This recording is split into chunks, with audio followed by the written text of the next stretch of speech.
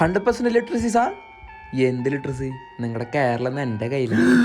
ജീവിതം വഴിമുട്ടി നിൽക്കണ ചെറുപ്പക്കാരുടെ ഇടയിലേക്ക് ഞാൻ ഇറങ്ങിച്ചെല്ലും. മാനസികോന്മാദം നൽകി അവരെ ഞാൻ എൻ്റെ അടിമയാക്കും. പിന്നെ അവരെ നിയന്ത്രിക്കുക അവരല്ല, ഞാനാ. ഞാൻ തല്ലാൻ പറഞ്ഞാൽ തല്ലും, ഞാൻ കൊല്ലാൻ പറഞ്ഞാൽ കൊല്ലും. അതിപ്പോ അവരാരായാലും. കണ്ടടാ നിന്റെ കേരളം കിടന്ന് കത്തണം.